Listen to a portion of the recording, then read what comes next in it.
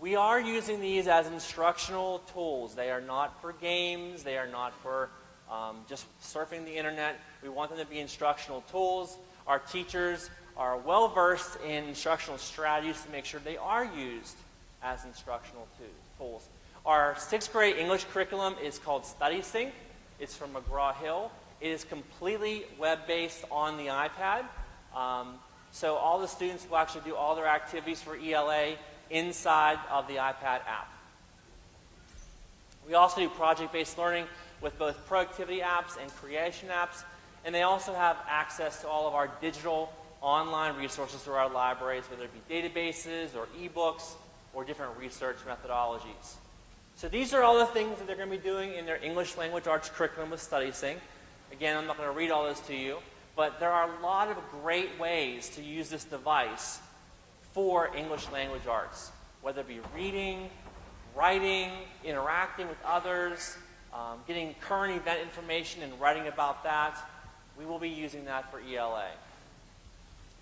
We use the Google Apps for productivity. So students will all have access to all the Google Apps you see listed there. And they also have a Gmail address. Our teachers, some of them are using Google Classroom this year. And Google Classroom allows teachers to collaborate with students and for students to submit their assignments online for teachers to check and grade and provide feedback as well. These are some of the project-based learning apps for creativity that you may see on your child's iPad. Popplet, Prezi, Book Creator, Inspiration. These are the kind of apps our teachers are using to really inspire students to learn in different ways and be creative, to create things so that they are not just memorizing facts, but they're creating projects that they will hopefully learn and memorize and learn for a very long time. Some reminders about student responsibilities. We do want students to treat this as an instructional tool. That's extremely important. They should not think of it as a personal iPad where they're playing games or just surfing the internet.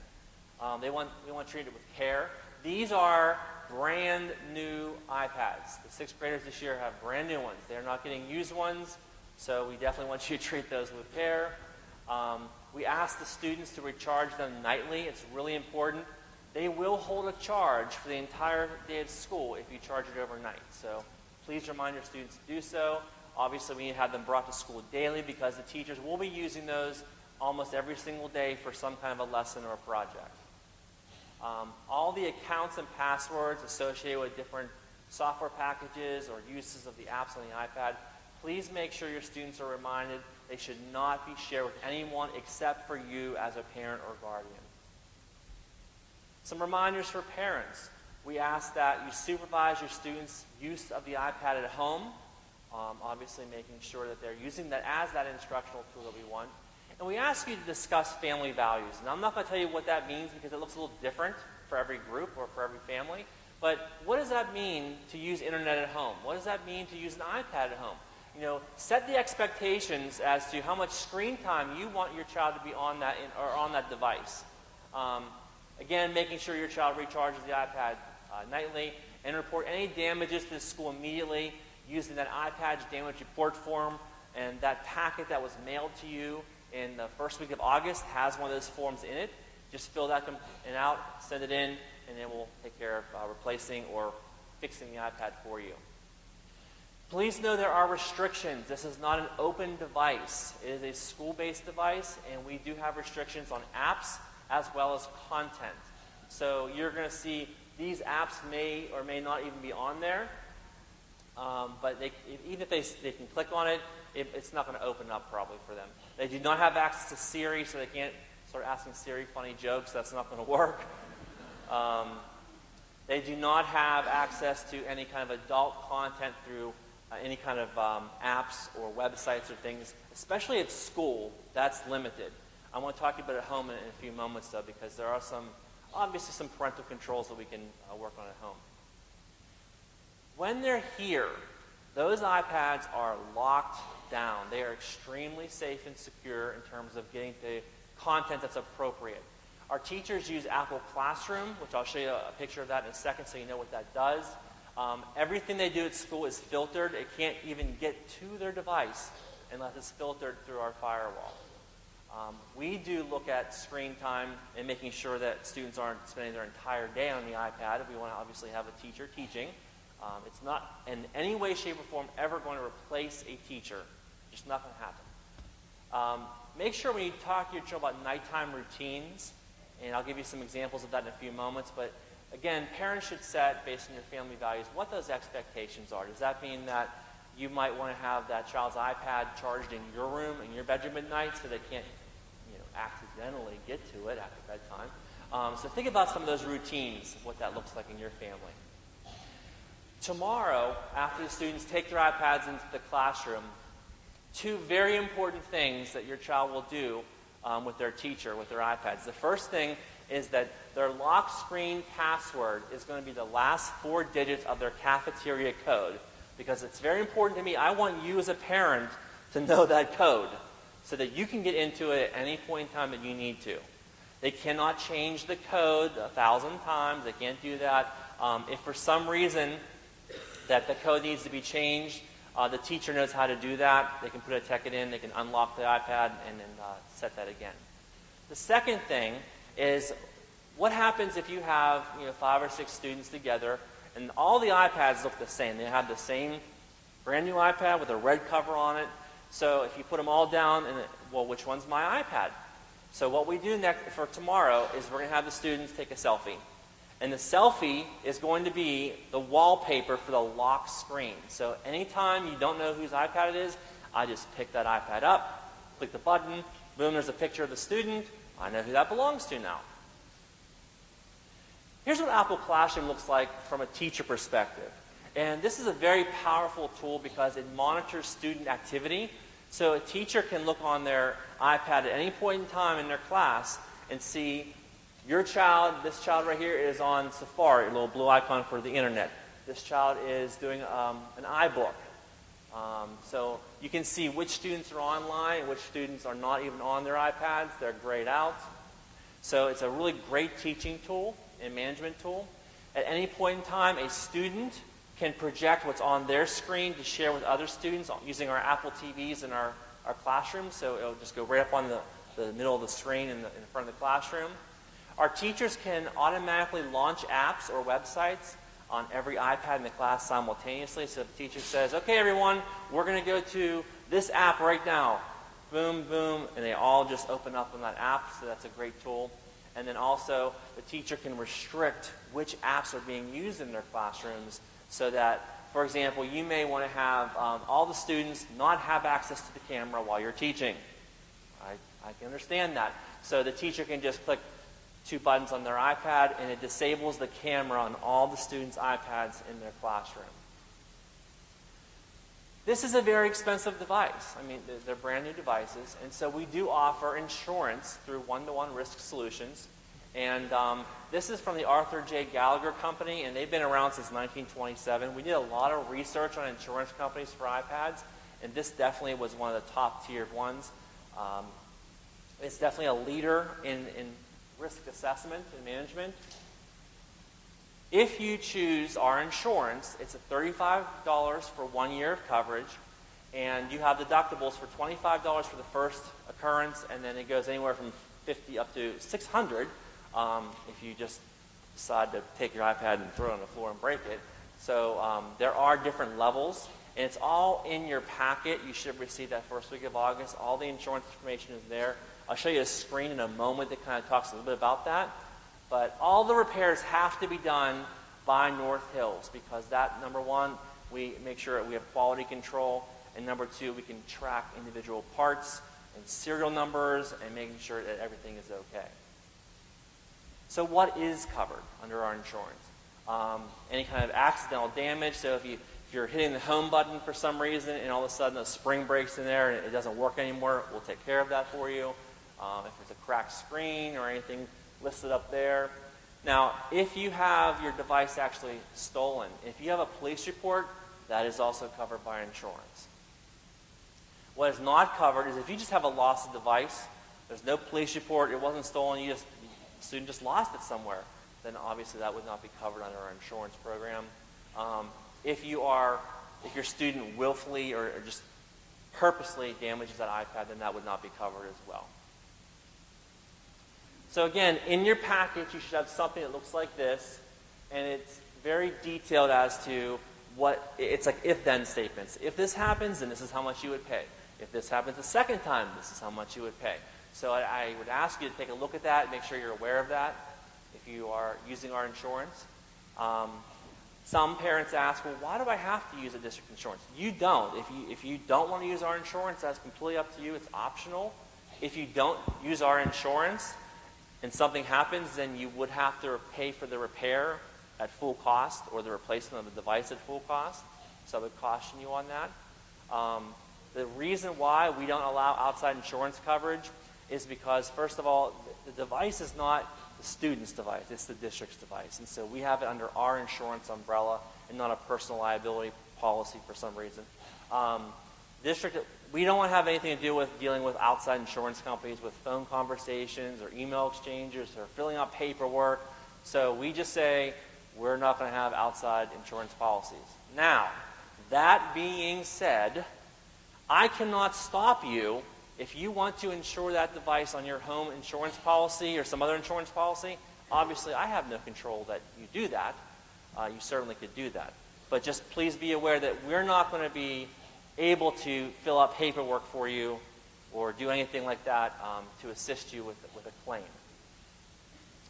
If you have any kind of troubleshooting questions or maybe we have just a question in general, we do have an extensive website for Project Connect. It's on our website. If you go to the main web page and then go to Academics, and then down the menu on Academics, you'll say Project Connect.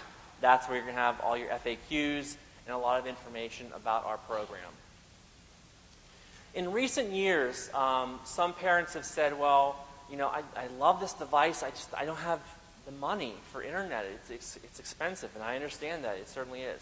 So what I did this year was I did a little research and did a little homework, and I found that these two programs, Comcast and Verizon, has Internet Essentials and Lifeline. If you qualify for the school district's free and reduced lunch program, you can use that same paperwork and verification with Verizon and Comcast, and you can get internet, fast internet, at either $9.95 a month or $9.25 a month. So if you are someone that does not have internet currently at home, and this seems like a good idea, then if you just go to either of those websites and you could Google Internet Essentials through Comcast or Lifeline through Verizon, it comes right up, and then it tells you exactly what paperwork you need to fill out, and then you can get discounted internet options. I preface this slide with, I have no stock in Disney. No personal stake in Disney whatsoever. But again, over the last several years, when I take that device home and I put that device on my home Wi-Fi, you are no longer under the district's network filtering. That means if a student goes home and you're not supervising them, they can get to basically whatever's on the internet. And I've had people ask me for suggestions. Like, what can we do as parents to kind of help us monitor all that? So again, I did a little research on that. There's a lot of different programs out there, devices, software applications. But I came across this one, and the reason why I'm sharing this, just as an FYI for you, is that it's a really super easy device to use. You literally plug it into your router, and you fill out a little wizard form, and then you as a parent have complete control on that iPad at home on things like internet time limits. So if you want to say they can only be on the internet from 4:30 to 6:30 p.m., and that's it, you can do that. You can automatically have it turn off every night at 8 o'clock or 8:30 for bedtime. You can just have it do that. If you want to have restrictions on certain kinds of content the student can get to, you can do that through Circle at home. You can block specific websites. If your child is like a gamer and they like this one gaming website all the time, you see them going on that, then you can block it so they cannot get to it on their device whatsoever when they're home. It's a pretty powerful device. So I would suggest that you look at other devices as well. This one you can get at Target, Bed Bath & Beyond, which has that 20% coupon. That's a good thing. You can get it at Walmart. So it's called Circle Home by Disney. And it basically allows you to really control and lock down what's going on at your home. And you can also see a history of every single website your child goes to on that mobile device.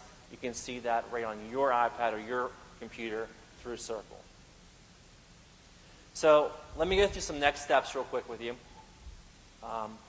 What I'm going to do is I'm going to dismiss all of you in groups. What I'm going to do is I'm going to call the building and then your child's teacher's name. The first time I do this, I'm going to give you 4 names at once, one for each elementary school. And then what you're going to do is, if you have your golden red ticket, it's like the Willy Wonka ticket, if you have your red ticket, you're going to go out the door, make a right, in the first stairwell on your right, you're going to go down the stairs. There'll be somebody down there to guide you. You're going to go into the cafeteria, and then you're going to be able to get your iPad and make sure you check it, and then you're good to go, and then you'll be fine.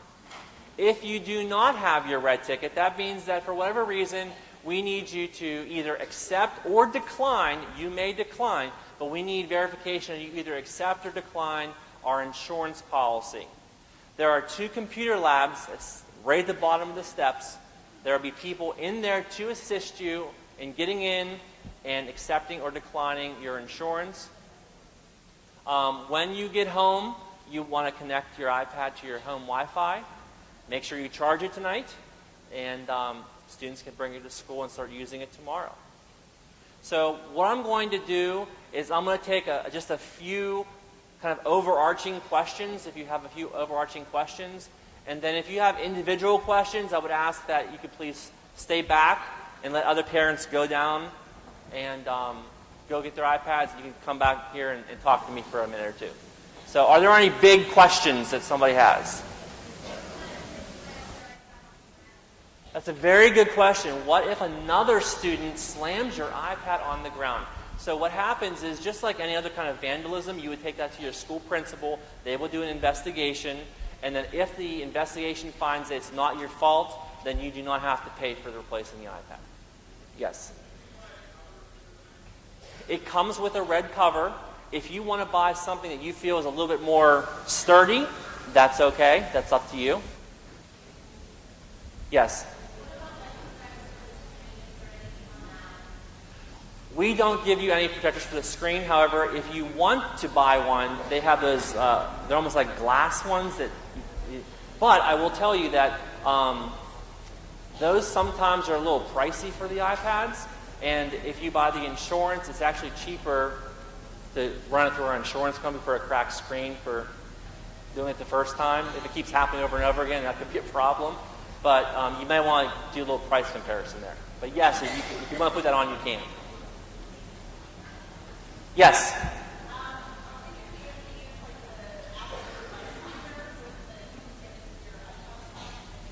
Location services?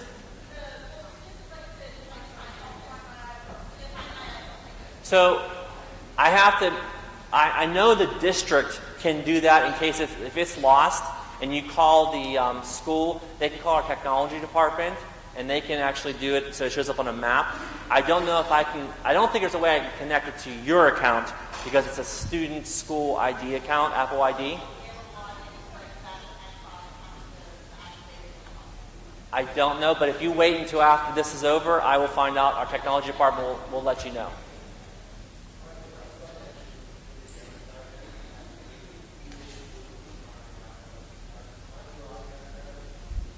Oh, he was? Excellent. So there you go. You can do that.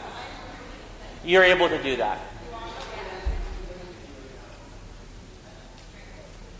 Anybody else? Big question? Yes.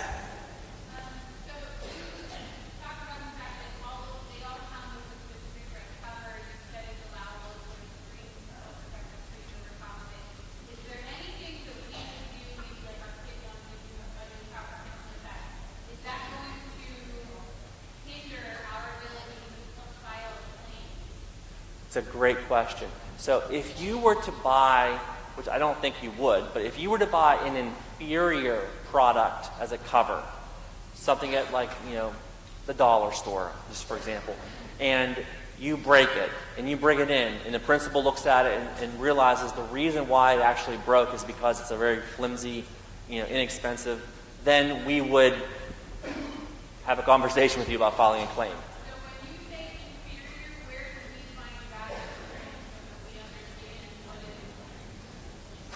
I think that the covers that are on there right now are pretty good, but there are some other ones that you could use that are OtterBox. OtterBox are really good ones.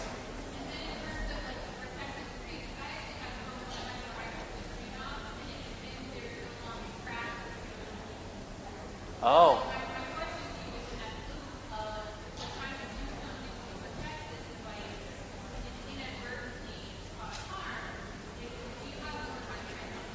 There would have to be intent. Like, you would have to purposely, if you are putting a protective screen cover on, it's not going to break the screen. You know, the new devices that we have, it's just not going to do that. Unless you buy something from the dollar store, it's not going to do that. We do not say which products to use, which ones not to use. We do not do that. Okay, if you have any other questions for me, please feel free to, after I'm done with first starting dismissal, just come on down the aisle and talk to me. That's not a problem.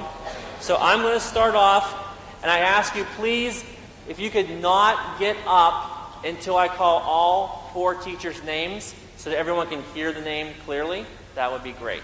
So give me 1 second here. We're going to have 4 names. The first one is from Highcliffe, and we have Miss Midwood. From McIntyre, Falsatoni, Ross, Burns, and Westview, Miss Carey. If you could, those 4 classrooms, I'm going to go out that door and make a right. Everyone else, just stay tuned.